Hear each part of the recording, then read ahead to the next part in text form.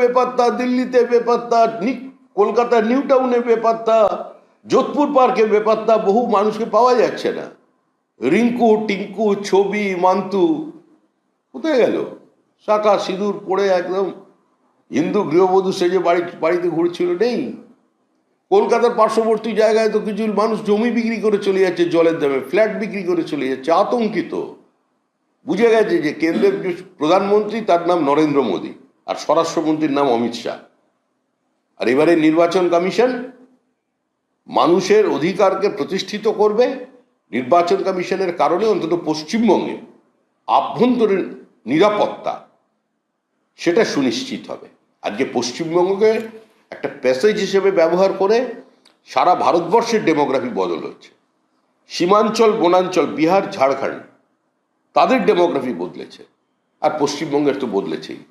আজকে সারা ভারতবর্ষের মানুষকে এ বিষয়ে সচেতন হতে হবে যে পশ্চিমবঙ্গের কারণে, তৃণমূলের কারণে, রোহিঙ্গাদের, বাংলাদেশি মুসলিম অনুপ্রবেশকারীদের টেনে আনার কারণে ভারতবর্ষের বিভিন্ন শহর আগামী দিনে নিরাপত্তাহীনতায় ভুগবে। সারা ভারতবর্ষে অবিজেপি শাসিত রাজ্যেও যেখানে বাংলাদেশি ধরা পড়ছে তাদের কাছ থেকে পাওয়া ভোটার কার্ড, প্যান কার্ড, আধার কার্ড তারা পেয়েছে উত্তর 24 পরগনার বারাসাত থেকে, কিংবা মধ্যমগ্রাম থেকে, শিলিগুড়ি থেকে, কিংবা সোনারপুর থেকে। এই রিপোর্ট কাদের? পশ্চিমবঙ্গ রাজ্য বিজেপির নয়, এমনকি ভারত সরকারের রিপোর্ট নয়। এই বক্তব্য হচ্ছে কেরল এবং তামিলনাড়ু পুলিশের, দুটোই অবিজেপি শাসিত রাজ্য।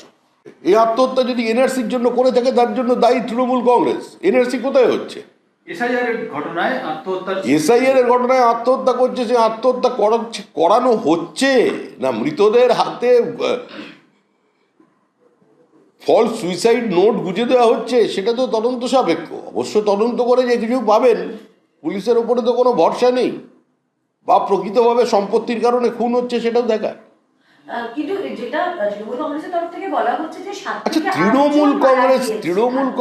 তৃণমূল কংগ্রেসের এটাই প্রথম চিন্তা করা উচিত যে বিহারের মতো রাজ্যে এসআইআর হয়ে গেল, সেখানে একটা মানুষও মারা গেল না, আর পশ্চিমবঙ্গে মানুষ মারা যাচ্ছে কেন?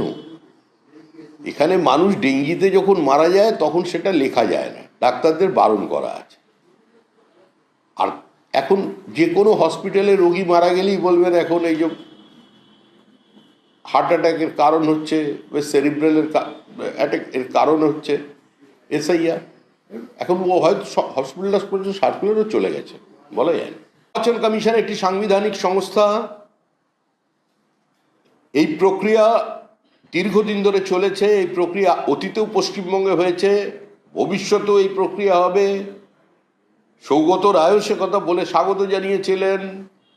কিন্তু সংবিধানকে যদি কেউ চ্যালেঞ্জ করে তাহলে সংবিধানও নিজের ভাষায় কথা বলবে।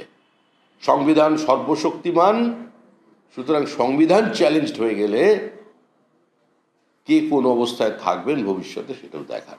বন্দ্যোপাধ্যায়ের মধ্যে একটু বীররসের আধিক্য আছে, চিরকালই ছিল। উনি একটু এরকম বলে থাকেন। এই সমস্ত বিষয়কে রাজনীতির মধ্যে টেনে আনা উচিত নয়, কারণ এগুলো রাজনীতির ভাষাই নয়। আর আমি সকলের অবগতির জন্য একটি কথা বলতে চাই, এই এসআইআর নিয়ে এত বিরোধ, এত পথে নামার উদ্দেশ্য একটাই, তৃণমূল তাদের প্রাতিষ্ঠানিক লুট, সীমাহীন দুর্নীতি এবং গত 14 বছরে তাদের যে খুন, রাহাজানি, নারী নিরাপত্তাকে ধ্বংস করে দেওয়া, গণতান্ত্রিক ব্যবস্থাকে শেষ করে দেওয়া, আরজিকর, অপার দৃশ্যমানতা, এই সমস্ত ক্ষেত্রেই যখন মানুষ ক্ষুব্ধ তৃণমূলের প্রতি, মানুষ যখন তৃণমূলকে বিসর্জন দিতে চাইছে, তাই সমস্ত কিছুর থেকে দৃষ্টি ঘোরানোর জন্য এসআইআরকে ঢাল হিসেবে ব্যবহার করে দিকে দিকে দুর্বল চিত্রনাট্য তৈরি করা হচ্ছে। এতে কোনো লাভ হবে না, এসআইআর হবেই। আর আজকে যদি এসআইআর বন্ধ হয়ে যায়, ইডি সিবিআই এর দপ্তরে যদি তালা লাগিয়ে দেওয়া যায়, তারপরেও পশ্চিমবঙ্গের মানুষ তৃণমূলকে ক্ষমতা থেকে সরাবে। তৃণমূল যাচ্ছে, তৃণমূল চলে যাবে।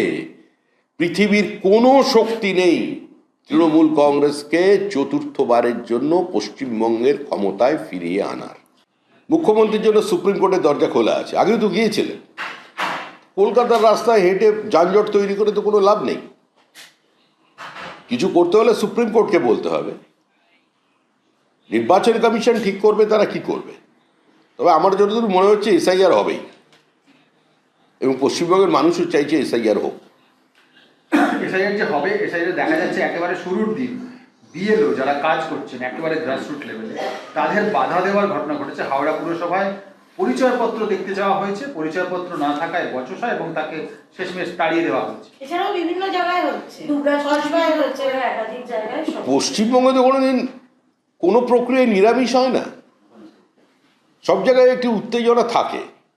এখন প্রশ্ন হলো, যে রাজ্যে 2002-কে ভিত্তিবর্ষ ধরে যদি জনসংখ্যার বৃদ্ধি দেখি সেটা হচ্ছে 31%, আর ভোটারের বৃদ্ধি হচ্ছে 67%, এটা মনে হয় পশ্চিমবঙ্গবাসী মেনে নেবে না। যেখানে রোহিঙ্গা আছে, বাংলাদেশি মুসলিম অনুপ্রবেশকারী আছে, যেখানে ডাবল এন্ট্রি ট্রিপল এন্ট্রি আছে, যেখানে খালি জমিতে ভোটার আছে, যেখানে মায়া না কাটাতে পেরে মৃত ভোটারদের নাম ভোটার লিস্টে রাখা আছে, সেখানে একটু এরকম ঝঞ্ঝট হবেই। 12টা রাজ্যে হচ্ছে, কোনো জায়গায় তো কোনো সমস্যা নেই।